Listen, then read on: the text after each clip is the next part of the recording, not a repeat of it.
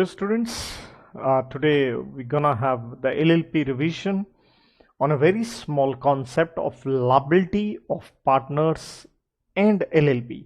तो पार्टनर्स और LLP की लाबिलिटी के ऊपर हम रिवीजन लेंगे। आप चाहें मेरे साथ लिख सकते हैं, तो फटाफट ये रिवीजन है, starts now. So guys, so the concept is liability किसकी? ऑफ पार्टनर्स एंड LLP, दोनों की ही लाबिलिटी की हम बात करने जा रहे हैं। कितनी लाबिलिटी होगी, कितना एक्सटेंड, लिमिटेशंस उसके ऊपर जो भी लगेंगी। This concept falls under section 26 से लेके बेटा 31 तक आता है। तो सबसे पहले गोइंग टू सेक्शन नंबर 26। ध्यान दीजिए, नॉर्मल पार्टनरशिप में क्या होता था, पार्टनर एक दूसरे का एजेंट होता था। तो यहां पे क्या है, आपने 26 ये कहता है पार्टनर क्या है, एज एजेंट है, लेकिन किसका एजेंट है, इंपॉर्टेंट बात है, ऑफ LLP, वो सिर्फ LLP का एजेंट है।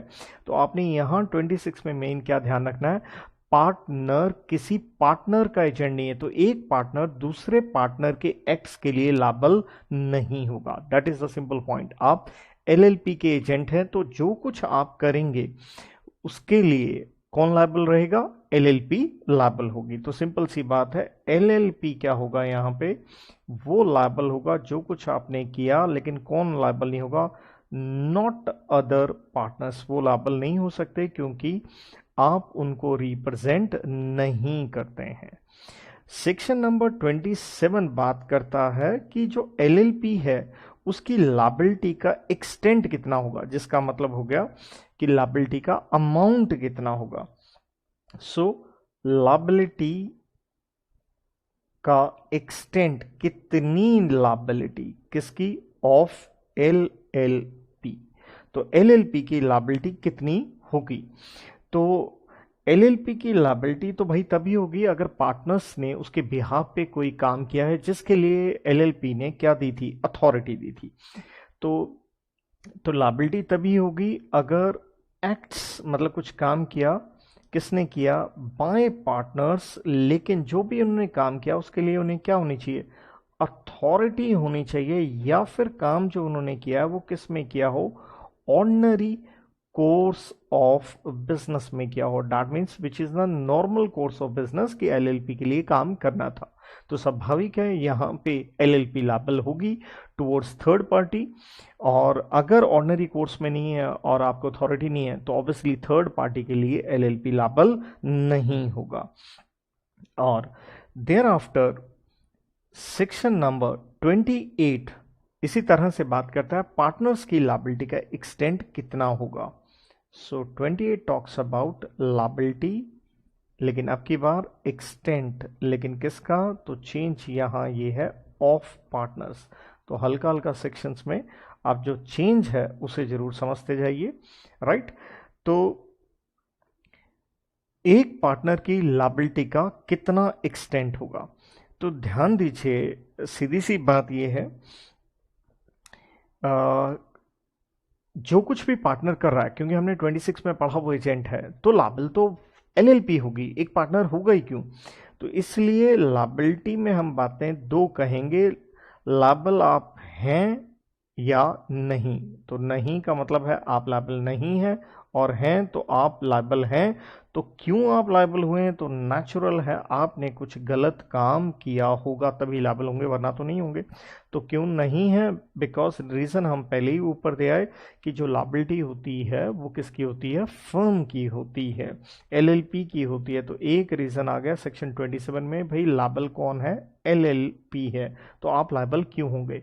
दूसरी बात है, आप लायबल नहीं होंगे किसके लिए, एक्ट्स ऑफ अदर पार्टनर्स, किसी और पार्टनर ने अगर कुछ किया है उसके लिए दूसरा पार्टनर लायबल नहीं होगा। क्योंकि सेक्शन 26 हमने क्या पढ़ा, 26 में ही पढ़ा कि एक पार्टनर जो है वो एजेंट LLP का है, दूसरे पार्टनर्स का नहीं है। तो अब आप लायबल कब होंगे, आप लायबल तभी होंगे आपने जब किया है कोई रॉन्गफुल एक्ट, आपने गलत काम किया है जिसके लिए आपको अथॉरिटी नहीं थी। और यहाँ आपको एक चीज़ बेसिक ये समझनी है, जब हम बात लायबिलिटी की कर रहे हैं तो लायबिलिटी का मतलब क्या है। यहाँ लायबिलिटी का मतलब है आपकी पर्सनल लायबिलिटी। पर्सनल का मतलब ही क्या हो गया, आपकी प्राइवेट एस्टेट, आपकी जो प्रॉपर्टी आपके घर में है उसके लिए आप लायबल हो जाएंगे। We are not talking of LLP property, आपकी पर्सनल प्रॉपर्टी, क्योंकि आपने रॉन्गफुल एक्ट किया। There after section 29 talks about, ये आपकी लायबिलिटी बनती है by holding out. Holding out का मतलब क्या है, आप एक तरह से किसी को बता रहे हैं कि आप पार्टनर हैं जबकि असल में आप पार्टनर हैं ही नहीं, तो क्या आप लायबल होंगे, ये उसके ऊपर डील करता है। तो यहाँ होल्डिंग आउट का मतलब क्या हुआ, यहाँ रिप्रेजेंट्स, आपने रिप्रेजेंट किया, रिप्रेजेंट्स अदर एज पार्टनर, कि मैं पार्टनर हूं, जबकि फिर बता दें हम कि आप पार्टनर नहीं हो। और दूसरी बात, या फिर permits to be represented as partner, या आप अपने आप को परमिट कर रहे हो दूसरों को कि हाँ जी बता दो मैं पार्टनर हूं, जबकि आप पार्टनर हैं ही नहीं। तो ऐसी सिचुएशन में क्या आएगा, क्या आप लायबल होंगे, बिल्कुल लायबल होंगे। लायबल होंगे किसकी तरफ, टुवर्ड्स थर्ड पार्टी। अब दिमाग लगाइएगा, आप थर्ड पार्टी की तरफ क्यों लायबल होंगे, क्योंकि आप ही, आपकी वजह से उसने एलएलपी के साथ क्या किया होगा, कॉन्ट्रैक्ट। तो इसलिए आपकी लायबिलिटी बाय होल्डिंग आउट हो रही है, क्योंकि आप कह रहे हो मैं पार्टनर हूं जबकि नहीं हो, या आप दूसरों को परमिट कर रहे हो ये कहने के लिए कि बता दो मैं पार्टनर हूं जबकि नहीं हो। एंड ध्यान दीजिएगा यहाँ चीज़, एक चीज़ और भी है, यहाँ एलएलपी भी लायबल हो जाएगी, लेकिन किसके लिए, फॉर एनी क्रेडिट रिसीव्ड। मतलब अगर एलएलपी ने कोई बेनिफिट लिया है इस तरह से थर्ड पार्टी से, तो वो भी इसके लिए लायबल होगी। इसी में एक चीज और आगे आती है, मान लीजिए किसी पार्टनर की क्या हो जाती है, डेथ हो जाती है ऑफ पार्टनर, लेकिन जो एलएलपी है वो कंटिन्यू करती है क्या, उसका नेम जो है वो इस्तेमाल किया जा रहा है। तो डैट मीन्स एक पार्टनर की मौत हो गई, तो देखा जाए लोगों को पता होना चाहिए पार्टनर नहीं है, तो पर्सन ये है, क्या उसके घर वाले, क्योंकि ये तो बचा नहीं, तो क्या लीगल रिप्रेजेंटेटिव लायबल होने चाहिए, तो लीगल रिप्रेजेंटेटिव इस काम के लिए लायबल नहीं है क्योंकि आदमी तो मर चुका है, राइट। देयर आफ्टर बच्चों यहां पे 29 के बाद सेक्शन नंबर 30 में उसने कहा कि जो पार्टनर्स हैं हम उनकी जो लायबिलिटी है वो अनलिमिटेड बना देंगे। तो अनलिमिटेड बनाने की वजह क्या हुई, अनलिमिटेड लायबिलिटी किसकी, ऑफ पार्टनर। तो अनलिमिटेड का मतलब ही क्या हो गया, जिसकी कोई लिमिट ना हो, जिसका मतलब ही क्या हो गया, यहाँ पे आपकी पर्सनल लायबिलिटी, पर्सनल का मतलब मैंने आपको ऊपर भी बता दिया था, आपकी प्राइवेट एस्टेट क्या हो जाएगी, लायबल हो जाएगी, और उस पर कोई लिमिट नहीं है, आपको पूरे पैसे भरने ही पड़ेंगे। तो वजह क्या है, वजह बहुत ही सिंपल सी यहाँ है। तो अनलिमिटेड क्यों बना रहे हैं, इफ फ्रॉड, तो देखिए अगर फ्रॉड का मतलब ही क्या है, किसी तीसरे व्यक्ति को आप जानबूझ के नुकसान पहुंचा रहे हैं तो जनाब उसकी भरपाई तो करनी ही पड़ेगी। जितना अगले को नुकसान हुआ है वो कॉम्पनसेशन आपको देना ही पड़ेगा। तो इसलिए फ्रॉड अगर आप करते हैं, एक आपको कॉम्पनसेशन भी देना पड़ेगा अगले को जितना नुकसान हुआ, प्लस ध्यान दीजिए आपको यहाँ पे जेल भी जाना पड़ेगा, और जेल जाना पड़ सकता है आपको मैक्सिमम 2 साल के लिए।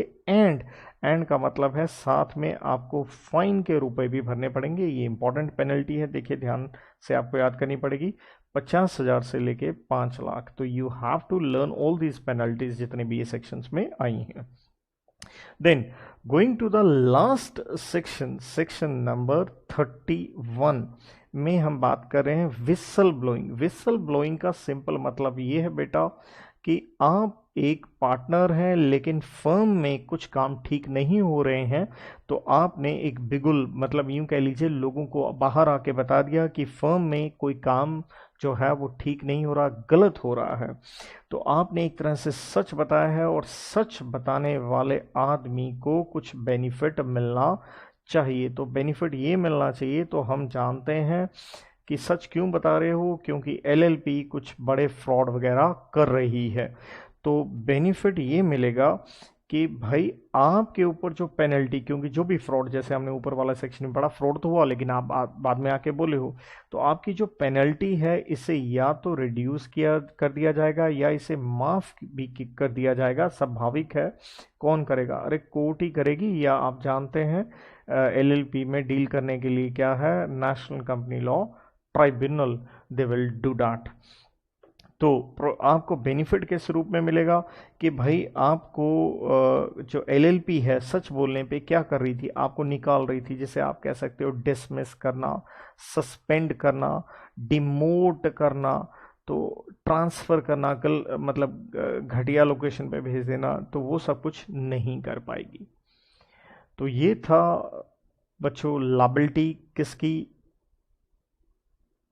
पार्टनर्स की एंड एलएलपी की। तो ये मैंने हल्का सा यहाँ पे क्विक आपको रिवीजन दे दिया। आई होप सो लिख लिया होगा, नहीं लिखा होगा आप फोटो क्लिक कर सकते हैं। On this I wind up, thank you.